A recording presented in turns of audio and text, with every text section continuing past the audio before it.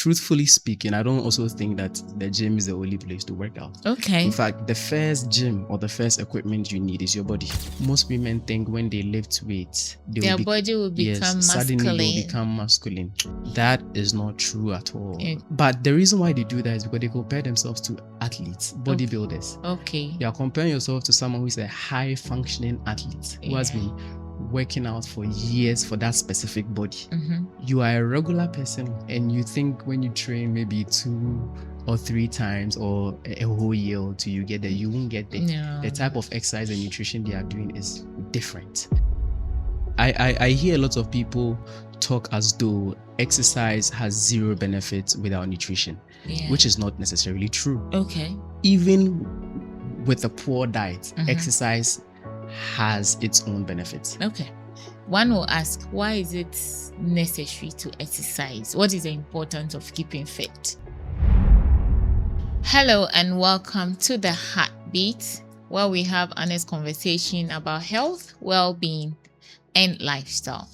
Today, we are going to have an honest conversation about how to keep fit, how to train safely, which sometimes some people feel like to be able to exercise or to keep fit, you need to have some sophisticated machines and equipment and all that there is out there in our minds, which makes some of us not want to start at all.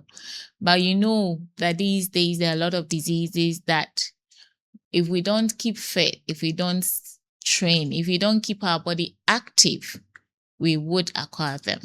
Today with me, we are going to have a discussion with a fitness coach who is also a gym instructor to understand what there is to it when it comes to training, when it comes to staying active, and when it comes to the kind of things that you can do at home to keep fit. Today with me is Mr. Hollison. Mr. Hollison. Yes. You're welcome. Thank you. Thank you very much. Great. So to start with, I would like you to introduce yourself to our audience, what you do, and where, if they have to find, where they can find you. Okay. All right. So I am Abdul Raman Hollison. Okay. I have my background in sports and exercise science. I've graduated in KNUST with that. I'm currently doing my master's at GIMPA in public health. I am a consultant for 57 Chocolates regarding workplace wellness. Okay. I do strength and condition training with Sports Leadership Academy called SLAC. And we do our sessions at the American International School, East Legon. Okay. And personally, I run Functional Fitness, which is my own registered sole proprietorship, where I have my clients that I work with. Now, my clients are divided into or there are some niches that I go for when I'm selecting a client. Okay. So I go for the aged. Okay. Someone who is the aged is someone who is around 60 and above. So I look at pension age all the way up. And then I go for people with neuromuscular conditions. Okay. So I have a cerebral palsy a client living with cerebral palsy that I work with. That's actually the clients that I've worked with for the longest time. Okay. And I also want to tick the box of strength and condition, that is training for the purposes of athletic performance, to improve on athletic performance. Okay. And that is what I do with SLAC. Okay. Right. And then the normal weight management, weight gain, weight loss thing as well.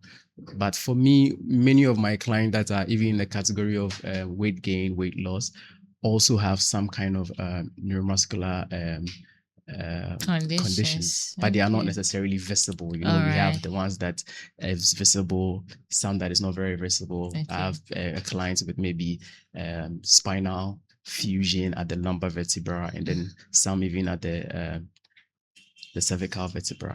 So yeah, I go for such people. I select them, and you can find me on Instagram on Functional Fitness. I also do consultation on fitness goal setting, because there's lots of people who have misconceptions, and then they don't really know what to do when it comes to fitness. For the most part, I do the consultation for free, because I want as many people, or the entire population, to see the benefits of exercise, and then to have a personal relationship with exercise, and then experience the benefits it comes with. Before we go into the misconception, one will ask, why is it necessary to exercise? What is the importance of keeping fit? Okay, I have the funny answer first. What is the funny answer? So I tell people that we wouldn't have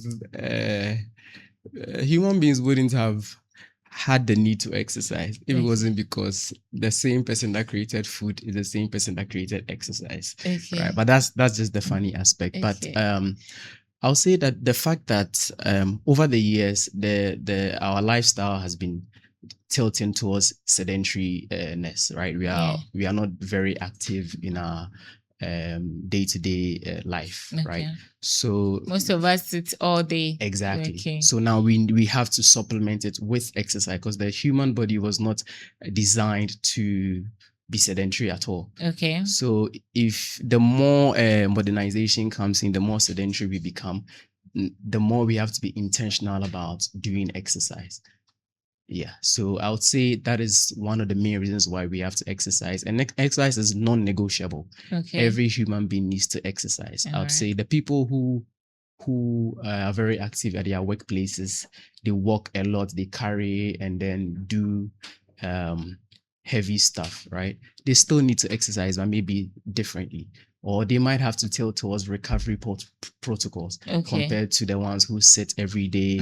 They are not doing anything. They don't walk often. They are not lifting anything. They are not using their joint. They will have to be very, very intentional to exert that stress on their body, so that the body will adapt accordingly. All right.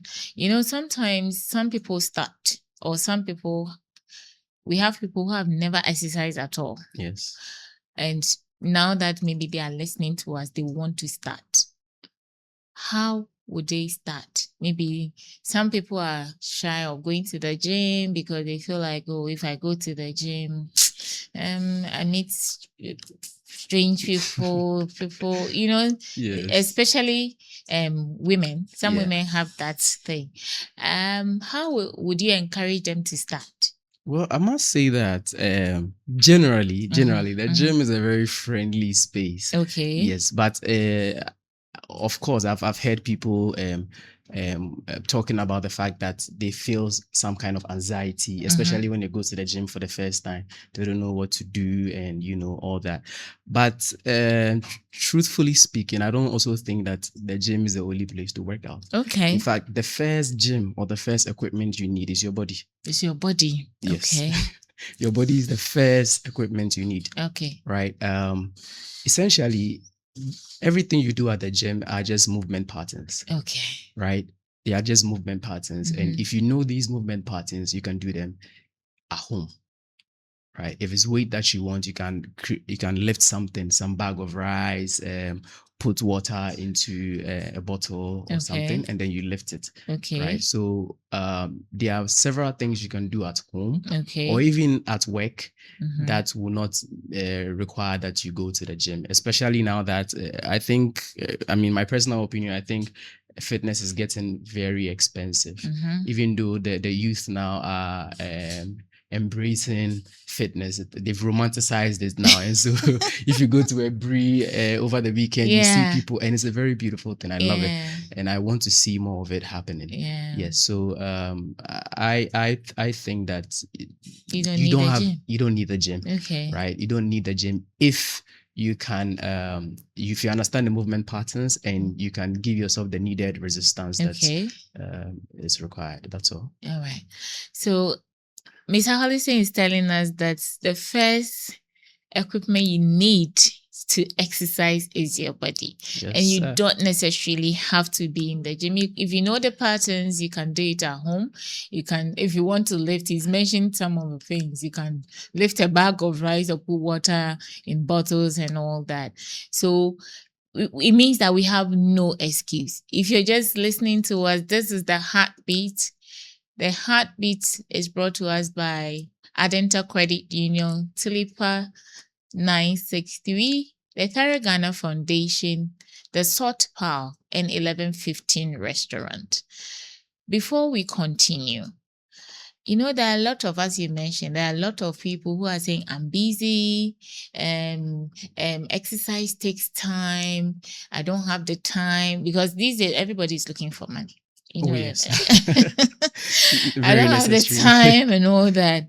How many minutes in a day or in a week do one need to exercise to stay fit? I'll start with the day, right? For those that are very busy, you can divide your time into two. Right? I think 30 minutes of exercise alone is enough. But even that 30 minutes can be divided into two. You can do 15 minutes in the morning and 15 in the evening. How do you do it? You wake up in the morning, something as basic as dancing. Right? You wake up in the morning, first 2 minutes, you put on if I know you like gospel, so you put on your gospel music. The ones that want to listen to the Asaka and the rest, something that moves you, right? You put it on, then you can even use that as your warm-up or your cardio phase, right? You do some basic stretches, then you put on the music, you dance. Try and dance as much as fast as you can, as vigorous as you can to lift your heart rate, right? And you add some other basic things like maybe sit to stand. For those who can't squat, you can do a sit to stand, right? In fact, that is the functional equivalent of squatting, right? So the exercises that we do are supposed to be functional, and that is why my company is Functional Fitness, right? So that you know that these exercises are things that you need in your daily life. So sit to stand is a functional equivalent of squats. So you put your body, you get a chair that is below your knee level, sit on it, get up one, you do about 20 reps, which is 1, 2, 3, all the way to 20. If it's too light, normally I tell people that if you can do 20 or above, that's a warm-up set, right? And you can now hold the bag of rice, the 5 kg bag of rice, if it's 10 kg, whatever weight that your body can accommodate. And then you hold it, just increasing the resistance and the load over a period of time. You are good to go. We can also do push-ups. For the men and the women can do different variations of push-ups. We have the wall push-ups, which is easier. You have the knee push-ups, which is maybe intermediate. We have the normal plank push-up, which you do on the ground, and there are even ones that are way harder. So if you want to divide it into two, you can do your dancing, your sit to stand. Sit to stand will work on your lower body, right? And then you do the wall push-ups, right? You do 3 sets or 4 sets of everything. So you dance for, let's say, first 15 minutes, you dance for warm up and dance for like 5 minutes, and that will be about 2 songs, right? And then you do your sit to stand. You do maybe 20 reps of sit to stand. For those who can't do 20, you can do 10. You just have to push your body as like to the best of your what your body can take. So you do that. If it's 10 reps of sit to stand, you do that. You alternate with the upper body exercise, which can be wall push-ups if you are the type that cannot do a regular push-up, knee push-up if that's your level, or a very normal plank push-up. And you can do that at also 10 reps, maybe 20, maybe 15. Then you repeat the cycle. You come back and do sit to stand, come back and do. That way, when your upper body is doing the push-ups, right? Because push-up is predominantly upper body, then your lower body is resting. Right? Good. You repeat that maybe 4 sets. You go to work. Before you started talking, you said one need to warm up. Why is warming up important to exercise? So warm up. Firstly, it gets blood to the muscle groups, right? Pumps some blood over there to get your mind ready or the body ready, the muscles ready. Or inform them that something is about to happen. Right? It also makes sure that the muscles are elastic enough, and by so doing, it doesn't get the movement as a surprise, and so you reduce injuries. Right? So that's why warm up is important. Warm up can be something as basic as, stretching your hand, doing some shoulder rolls, even sit to stand, it can be someone's warm-up. Okay. Do you get it? Depending on the level. On your level of, sit to stand can be someone's warm-up. So if you, like I said, even with the dance, if you are the type who doesn't know how to dance like me, I'm not a good dancer, so I can go for jam jacks, high knees, skipping. Okay. If you don't have a rope, you can do air skips. Okay. You just skip without the rope. And I even prefer the air skips because that one, you don't have an excuse to say, oh, the rope hit my leg. So if I am training someone, I'm like, let's use air skips. Okay. Right. So with the air skips, if it's 5 minutes, you can divide it into 2 minutes. You do your air skips for 2 minutes. You break for maybe 1 minute. Then you do another air skip for 2 minutes. Then you break. That's okay for cardio, at least for starters, right? Then in the evening, you can come back and do, let's say, split squats, or what people call the lunges, right? Or you can do step ups. You get a platform, right? Put one leg on it. You step up, down on one leg. Let's say 10 reps, right? Then you put the other leg on it. You do that for 10 reps, right? And then you can do a plank. You can do a plank. You can do, if you have the weights at home, if it's a dumbbell, if it's a bag of rice, if it's a water bottle, if it's even an exercise book, you can even wear a bag with exercise books in there for sit to stand, and that's weight. Right. So if that's the case, you can do this very basic bicep curl. It's all about moving your elbow joint this way and down, this way and down, and you're good to go. So 15 in the morning before work, then 15 in the evening. Do you get it? But if you can do a straight 30-minute exercise, you are good to go. And I think with this, you can do it almost every day. But if you can't do it every day, at least should be able to do it 3 times a week. Right. Yes. If you do 3 times a week, and the weekend, if you get some small time, go for a walk. Go for a long walk. 3 kilometers, 5 kilometers. Go for it. If you can jog, go for it. Do that. You notice that after a period of time, your body will get used to it. And then you progress from there. There's a principle called progressive overload. So when it gets easier, you chase the hardship, the difficulty. So you get yourself close to difficult exercise. So, one of the biggest challenge of exercising is consistency. Yes. Some people start, they wake up in the morning, today I'm tired, I'll do tomorrow and all. It happens. I mean, some of us have been there before. So, these are some of the things that sometimes makes the whole workout thing. They start and not consistent, you go off and all that. If someone wants to stay motivated to exercise regularly, what will be an advice or an encouraging words to that person so that people will stay motivated? Let me activate the mean fitness trainer. Okay. And the mean fitness trainer will say you don't need motivation. Yeah. I would say you don't need motivation. And the reason why I would say you don't need motivation is that motivation is not a constant thing. Nobody is 100% or fully motivated every day to train. Even I. In fact, there's about a month or 2 months now, I always go to the gym and I'm like, I don't feel like being here. I don't feel like training. Then my clients will be like, you too, you don't feel like it. I say, am I not a human being? Right? So I think sometimes the education is very, very important. If people get to know the reason why they have to train, right? Because there are lots of things that we do that we don't want, but because it is important in our daily lives. I don't like working.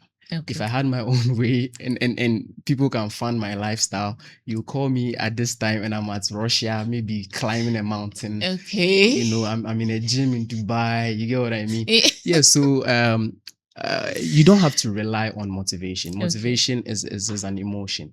There are days it's unsustainable. Yes, it's not sustainable. There are days, so structure your life, plan it. And that is what exercise truly is. That's what differentiates exercise from a physical activity. Okay. Physical activity is what we are doing. Yeah. What we are doing right now is a physical activity. Any bodily movement that you are doing is a physical activity. Walking, but when it becomes exercise is when you structure, you plan, and you make it purposeful. Okay. Right? So you structure it. Okay. I'm taking out time to do this for this. So like I said, an athlete will be training to improve upon their performance. So that is their exercise, right? Yeah. Exercise is also prescribed. Okay. Right? Some people will prescribe exercise for you, but even if you don't, it's not prescribed to you. Taking time and structuring it, and it's also very boring.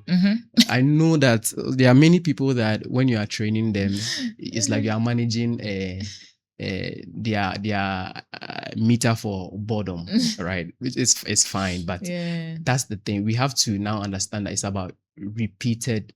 When you get a routine, you have to just be repeating a lot of it, right? Okay. There's only a handful of body movement that your body can do, so you repeat it over and over again. I'll say stick to an exercise plan for at least 6 weeks, 8 weeks, especially if you are the one that you get bored easily. You try 6 weeks, 8 weeks, and then you change something small about it, just so you don't get bored. Yeah. But eventually the basics work. So I don't think motivation alone, if you want to rely on motivation alone, we can do anything.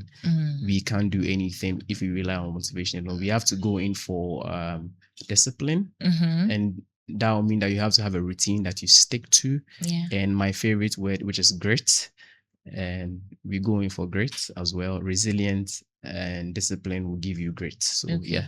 And when I'm training people, that's one of the things that I look at, because I think the entire process leads to character formation. Okay. Right? So when you start and you and I like it when people involve themselves, right? They don't put it on autopilot and let the trainer do everything, So when you start, involve yourself, you get to know why you are doing what, ask questions, query your trainer, query me. I have interesting clients. Okay.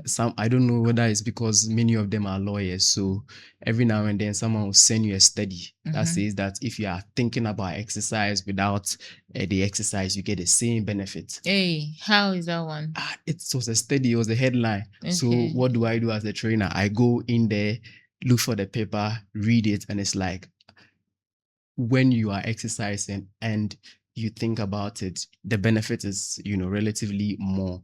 And I come back, don't I tell you to focus when you're training, do something that I call mind to muscle connection. So you focus on the movement pattern, you are prepping your mind for it. I say it's the same thing. So they are not saying the other. I mean, they all come there. But I say it's nice. You push me, I push you. And then, so if you don't involve yourself in it, if you don't find ways and means to bring love into it, you will always fall off. It's very boring. Exercise is you might get to that point where it's actually very nice. Okay. Right? It's not always boring. The beginning is hard. Okay. Right? It's arduous. You have to wake up at a certain time or take time to do this very activity that you get DOMS. Right? DOMS is delayed onset of muscle soreness. So when you start training for the first time, for the very first few weeks, sometimes days, your muscles will hurt. It hurts, painful. So that is when, and sometimes that's what people it demotivates people. Yes, that's what it makes people. I don't want to do it again. You see, we not all pain is bad. Okay. Right? In my space, sometimes we use pain to cure pain.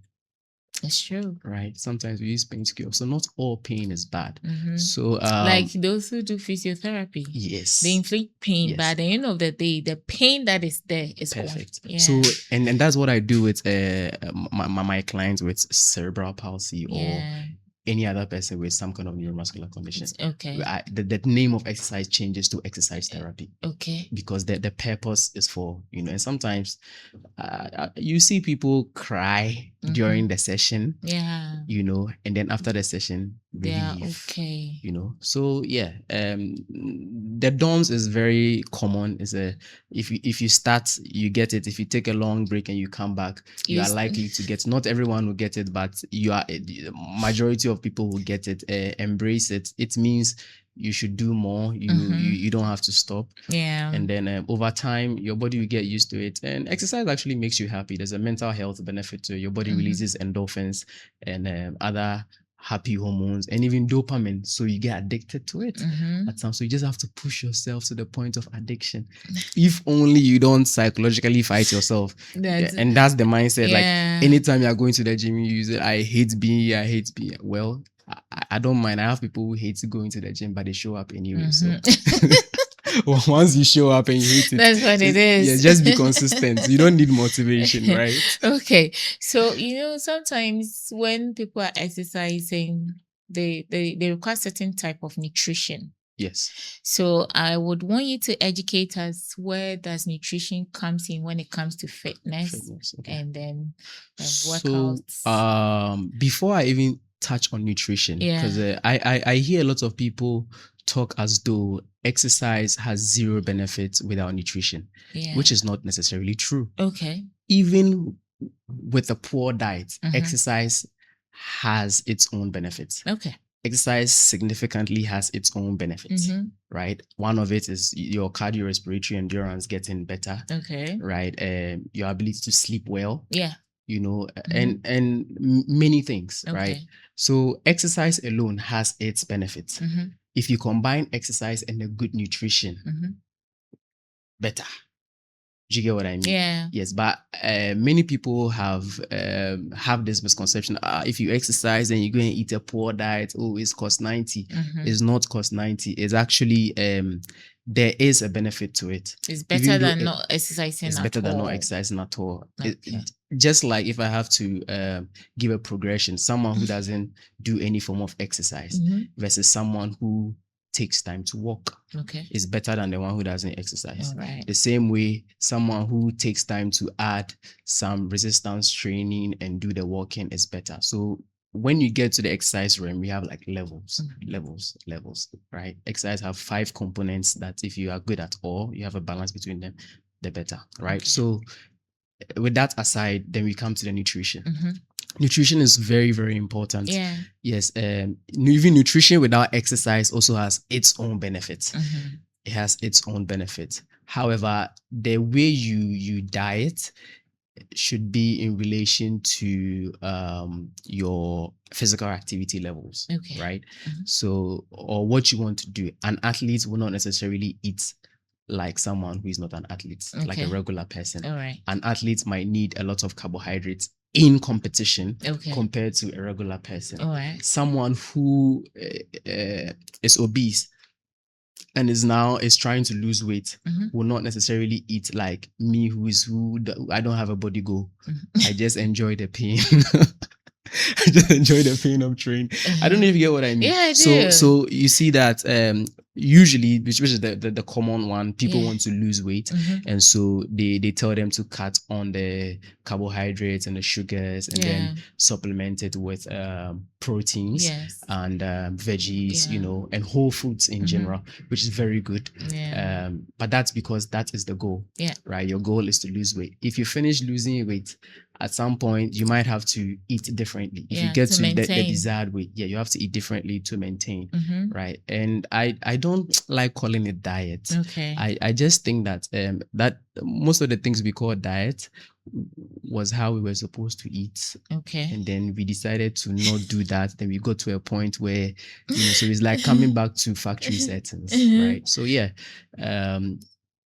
but on a general sense, when it comes to nutrition, for the most part, proteins were demonized until recently that even the American dietary guidelines have changed. I was taught with American dietary guidelines, and years after, even before it was changed, I think last year, early this year, the pyramid was turned upside down. I call my lecturers, we are still friends, so I call my lecturer, I said, I have this problem, I have that problem. So when it was turned upside down, I was very happy because it's almost like, so we debate on it, from time to time. And yes, so some foods were demonized due to maybe poor research or outdated research, but now we know that you have to have a balanced diet, right?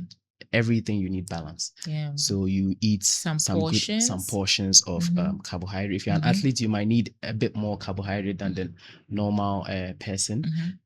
But make sure that it's balanced. Make sure that you listen to your body. You get to know your body and give your body what it needs. Okay. Right? Like water intake, for example, which is one of the things people don't sorry. Water intake is one of the things people don't normally talk about. Okay. Right? Yeah. So you drink enough water. If you listen to your body will tell you the amount of water that you need. Right? Me, I use myself as an example. If I take less than 1.5 liters of water, I don't function proper. Okay. I don't function. I don't sleep well. I brain fogs. I don't function proper. Okay. Right. But that's because I've learned the art of listening to my body. And that is when the mind-muscle connection comes to play. Yeah. A lot of people have forgotten the art of listening to their body. And so you have to listen to your body and give your body what it needs. There are some times that your body needs some supplement, vitamin C, because there are some blisters on your lips. Give your body the supplements. But if you don't know how to listen to your body, you don't get to give your body that. So essentially, you just have to eat a balanced diet. If I'm going to have let's say I'm going to run a marathon, I'll eat differently. Okay. That day, I'll eat differently. I'll not eat like my regular day. I have had some nutritional problems personally. Okay. But I changed according to my, back in school, I was an athlete. So I eat differently. Before I transitioned from being an athlete to, just a regular person wanting to train, I had some food phobia here and there. Okay. Right. But you've adjusted. I started questioning food. Okay. I used to ask people that why can't we just eat maybe for a month or a week bundle, 1 week bundle, and we are okay. But for real. Yeah.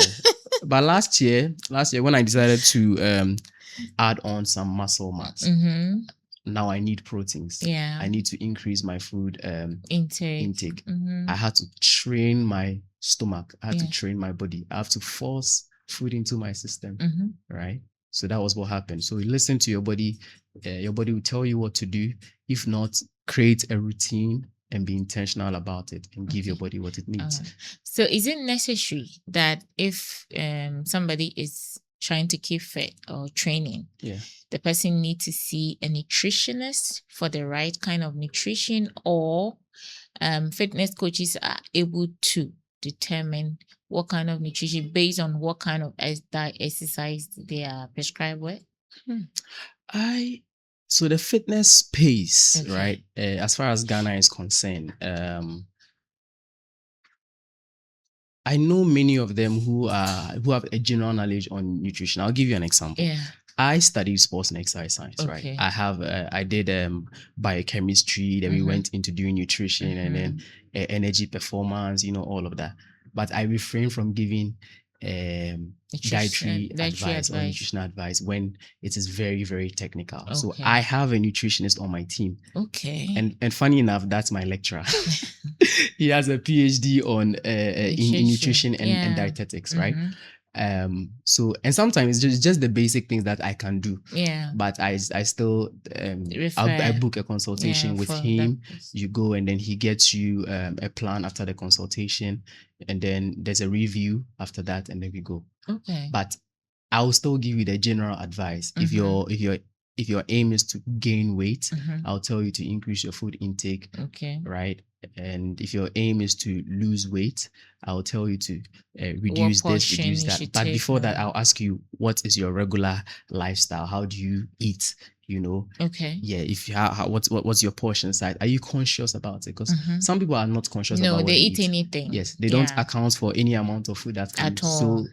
So, if I want to take it into my own hands, sometimes I tell my clients, take a week, right? Let me know the things that you eat in your regular life. Just let me know the things that you eat. Don't fake it. Just write it down. Yeah, just write it down. Things that I eat, how you eat normally. Then after, I'll be like, okay, if this is the things, your choices of food, your sample size, everything, then we have to work on what you are doing right now. I'm not going to say change what you are eating unless you are eating so totally junk. good. Account for the things that enters your mouth.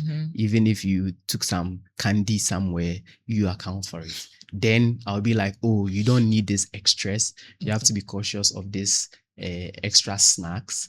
We can start cutting down the extra snacks, right? And then later we'll cut down on the other things that we need to cut down and replace what we need to replace in there. Okay. Right? So there are a lot of myths, misconceptions about fitness and exercise. What are some of them that comes to you, and how have you been able to address them? What are some of them? First, there's a lot. There are a lot of them that we all hear. Yes. But if you are seeing clients and some of them comes to ask you. Yeah. So what are some of them that they've brought to your attention? So the one that is dear to me, I'll have to talk about one that is dear to me first. So that is the older population. Yeah. Right. We have this mindset that they don't have to strength train. And by strength train, I mean resistance training. Okay. And by that, I mean lifting of heavy, weights. Right. They have that mindset that, oh, if I walk alone, it's enough. Okay. I had a conversation with someone who has been working out her whole life. She's been walking, it's like walk. She's still doing it anyway. So she told me that she has begun to feel very weak. Okay. And what is the problem? And I said, I know you train every day. It's actually my aunt. I know you train every day. So how and what do you do? Then I noticed that it has always been the walking. She can go miles and miles, right? So I told her that we have to start putting in some resistance training in there. Okay. Since she doesn't strength train, we started with the body weight. Okay. I told her that start doing some sit to stands, start going up and down the stairs. If you can do step up, you have stairs in your house, just walk on it, or do step ups. Start doing all those things, add them to it. And you can even cut down on your cardio just to put those things inside. Okay. It's also training, right? But that one is specific because you are challenging your strength. You understand? If you don't move towards that direction, you lose it. Yeah. Right. So I was telling her that get some weight. It doesn't have to be very heavy because there's a principle of exercise that is specificity, right? Exercise is specific to you. So when you get to your sweet spots, which is, let's say, if yours is 2 kg, right? To start with, might be, let's say, 5 kg, right? Then maybe after about a month or two, maybe even 3 months, you may be able to now lift the 5 kg, and I might progress to maybe 7.5 or even 10 kg, right? So you go accordingly. Okay. So that's a misconception. That is like, me there, I'm old, so I don't need to do. I'm not supposed to do. Funny enough, there's this competition that has popped up for the aged. Okay. Weightlifting competition has popped up for the aged, and then stories about these old folks, that 80-year-old people that started training, and then they got better over a period of time, lifting about 90 kg weight. But it started very small. And that's the thing. Even if you are too old, there's still room for improvement when it comes to resistance training. Yeah. There's still room for improvement. Maybe the threshold, the upper threshold will be reduced. Yeah. I mean, the younger you were, maybe if you could have done maybe 100 kg of a certain exercise, maybe now you can do, let's say, 50 kg or 40. Right. So you push yourself to as close to that 50 as possible and maintain it. Because the goal in the end is to be able to be as independent as possible. And if you are not using your body, you lose it. Yes, so that's misconception. I need it cleared. I want the old people. I'm very passionate about this. I want the old people, the old folks, the 60 and above, to embrace exercise. Go to the gym if you have to. The gym is a very beautiful environment. If you see me there, I'll even give you fans. Or train at home. Do some resistance training. The ones that are training already, supplement it with some resistance training. Lift something. Yeah. Lift something. Even my mom, right? In our African setting, you can't be working with your mother without helping her, But way back when I was in university, my undergrad, at some point I was like, you don't take time to train. I know you're a very active person and all that, but specifically you don't lift heavy things with your hands. Maybe she can put a lot of heavy things on her head, but with your hands. And so I was like, if I'm working with my mom and just carrying something that is too heavy, I would rather divide it into two. And she holds the farmer's carry, and I'll walk behind it. And she's like, what's with the neighbors say? And I said, me, it's because I'm a sports scientist. I'm thinking about your health. Yeah. As for the cultural bit, I am okay with the heat. That's fine. They should say, yeah, okay with what the yes, they should say I don't respect or anything. Yeah. But my goal for you is that you should be able to do this for as long as possible. Okay. So that you don't break down one day. So we need you to continue to stay fit, to keep fit. So you get what I mean? Yeah. The other misconception is also when they say kids should not strength train. So I'm still on the strength training thing. Kids should not strength train or do resistance training. That was actually old research, right? The modern research that is coming up does not support that at all, right? So kids can strength train. They just have to be properly supervised, right, to do it well so that they don't hurt themselves. Yeah, they don't break anyone. Yes, you can strength, and it comes with a lot of benefits. And sometimes the reason why it's difficult for people to train is because they didn't grow with it. I would say I was an athlete since I was in class 2. I started training with the school team, so I've been training my whole life. So I don't know any other life that is without training. Right? Yes, but for those who didn't engage themselves in sports, who didn't do these things, they find some difficulty coming into that life. So that is one. The other aspect, the other one too that I want to talk about is that most women think when they lift weights, their body will become masculine. Suddenly they'll become masculine. And that is not true at all. But the reason why they do that is because they compare themselves to athletes, bodybuilders. You are comparing yourself to someone who is a high functioning athlete who has been working out for years for that specific body. Right? You are a regular person, and you think when you train maybe 2 or 3 times or a whole year or 2, you get there. You won't get there. No. The type of exercise and nutrition they are doing is different, right? They are athletes. It's like saying I play football every Sunday. So in a year's time, I'll become like a Kudus, right? It's not possible, right? So that is also a misconception, and that's one I hear it very often. They'll tell you that all you need to do is to do very small weights, and then you have to play around well and all that. So and I would also say that there's one misconception which might not be entirely wrong, but it's not. It's more like the issue of possibility and probability, right? Where people think that they can just get up and choose the part of the body they want to work on, and then like I want to work on my belly. I want to work on my stomach. That's it. I don't want to touch any part of my body. I've heard that several times. Oh, I just want my glutes. Some people even say they want to train their hips. Yes, and because I'm a little brutal sometimes, I ask, are you aware the hip is a bone? So how then do you train the hip for it to look like the picture you are showing me? So essentially, I bring you to the point that when you train and you're consistent enough, you look like your anatomy. You look like how your body is supposed to look like. It will not look like someone else's body. Someone else's body that you've seen online that the person has trained to and their body has adapted to it, right? Yes. So you can maybe build muscles at a specific area, right? Because the theory is you are using that area over and over again.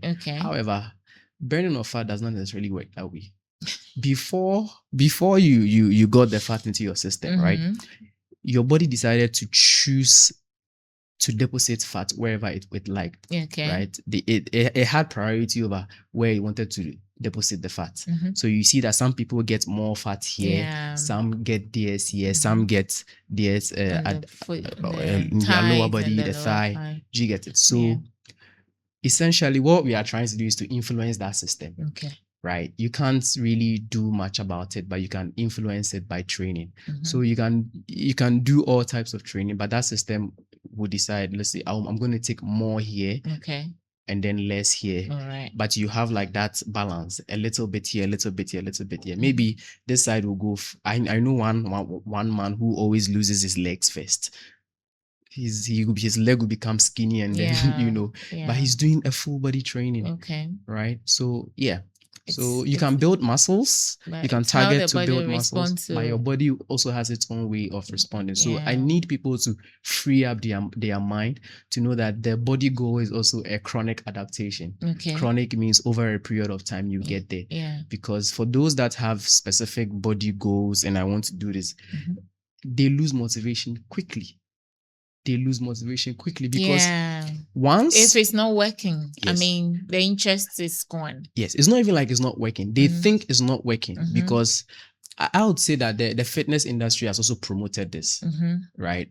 Which I personally don't promote it, but I understand why they promote it because I mean there's money if you promote it that way, because a lot of people have like insecurities. They want to the aesthetics is what they are looking for, right? They come into the fitness space for a certain aesthetics, which is not bad. I mean, if it brings you in, that's fine, but let it keep you in for the rest of your life, right? But you get what I mean. So you have a rate in your mind. Once you say this is what I want, right? It didn't just pop up in your head, right? You want to make a certain weight. You've seen someone say, "Oh, lose weight in 2 weeks, lose body weight in 2 weeks, lose belly weight, get gluten." Yes, so you have a rate in your mind. Now, the moment you don't get it, you have a problem. Yeah. You're demotivated. Exactly. You might think that your trainer is not good or you're not doing the right training or anything, but if that person lost in 2 weeks, you are not that person. Yeah. The principle of specificity comes in. Okay. You are different. You are unique, right? So the rate at which you lose your weight will also depend on your unique features. Yeah. Right. And that's why I when I meet people that have that, I want to break it down small for them that they understand that exercise should not be reduced to just body goals, right? It's way more than that. You can celebrate your vital signs. Your blood pressure is getting better. You are sleeping well. You have stamina. You don't get tired easily. Yeah. All these things are wins. Things that I mean your knee pain is going down. Or even if it's not going down, with the pain you can still function. Yeah. Right. Some of these things are things that you should celebrate even before the chronic adaptation comes in, which is your body changing to suit it. Yeah. Okay. So before we wrap up, since you're here and you're all marked up, yes, you have to show us some simple exercises that people who are watching us would be able to do and adapt to it. If you just started watching, this is the Heartbeat. The Heartbeat is a platform where we discuss health, well-being, and lifestyle and quality of life. And as we are all aware, staying fit is part of quality of life. The Heartbeat is brought to us by the Tharagana Foundation, 1115 Restaurant, Adenta Credit Union, the Salt Power, and Tulipa 963. If you're watching us, this is Mr. Hollison, a fitness coach, and I've been your host, Dr. Nanajo Akunedu. Mr. Hollison, now we have to show some people watching us, those who are following, what they can do. Very simple exercise like neck rotation. You know, sometimes people sit down for too long and their neck hurts. Yeah. So it's like somebody is working and you're watching on the PC, you sit for long, your neck hurts. Yeah. What can they do to relieve the pain at that moment? Or what should they often do? Okay. So that is where the consultation thing that I talk about comes in. Workplace wellness, right? Yeah. Let's say you sit for about an hour or two at work. You are feeling some muscle soreness or some tenseness in your body. You can do a sit to stand. Sit up and stand. Sit up and stand, right? Okay. You can also do shoulder rotation. Okay. While seated. So you don't always have to stand. Okay. While seated, you do a shoulder rotation. Right. Let's say 20 reps backwards. Okay. 20 reps this way. You can turn around. Stretch. Okay. Stretch your torso or your core. Okay. That's it. All right. Right. You can just put your hand here, take it this way in the opposite direction, bring it down for a bit. You keep it for about 10 seconds, right? And then take it up, then rotate it. Then you sit, continue your work. Later, you can take a minute walk on your in the work environment, or in your step office, out of or the step office. out. So you can do all of these things while at work. And these are some of the things that when I'm consulting for like people, I tell them to do, right? Especially for those that sit for very, very long time. Yeah, you have to take breaks, but it shouldn't be a very long break. So some of these things you can do while seated. You can just stretch your leg this way, your hand goes all the way down, touch, you come back, go all the way down, touch, come back. Just even if it's 5 times, right? You do that. You can put this leg here, then stretch. You go as far down as your body will allow you. Same on the other side. Whilst seated, you can twist this way, twist that way. Just move the body. Get it active. That's all.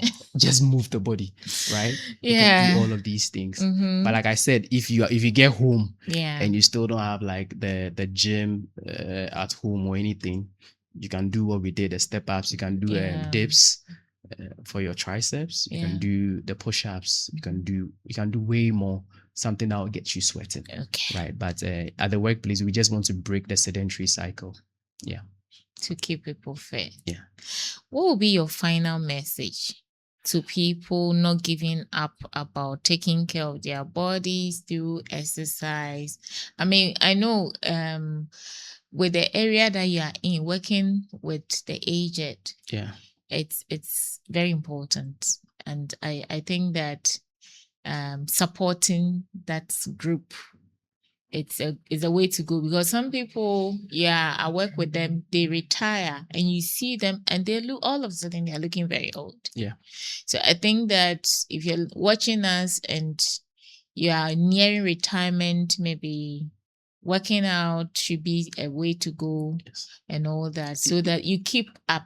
If you don't like exercising, look for a sport that you like. Go and play tennis, go and swim, do something, move the body. Right? It doesn't always have to be going to the gym or doing all of these things. So look for a physical activity that you like, right? Go and play tennis if it's tennis that you love. If it's golf that you love, go and play golf. Just start there, start somewhere. Then later you can supplement the other things. Go for a walk, long walk. Go and play football if you can, do these things and then you move from there, right?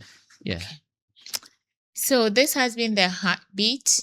The Heartbeat is brought to us by Adenta Credit Union, the Third Ghana Foundation, Tulipa 963 and 1115 Restaurant, and then the Salt Power. I've been your host, Dr. Nanaja Kunedu. My guest has been Mr.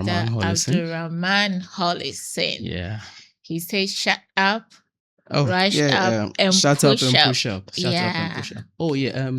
One more thing before everything ends, I want to say a very big thank you to Professor Monday Omonini Moses. That's the head of department for physiotherapy and sports science in KNUST. Now, our school. Yes.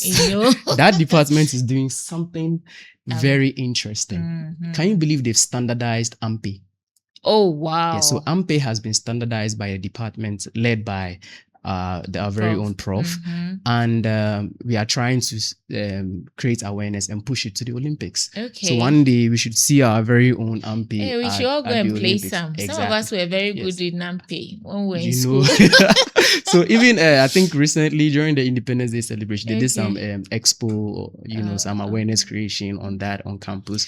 Osh to Prof, and then the entire department for the amazing work that you are doing. Keep it up. And we also say a big thank you to you for honoring our invitation. And we would come and take a video of your work and then put it on app. I'm also co-founding a run club, right?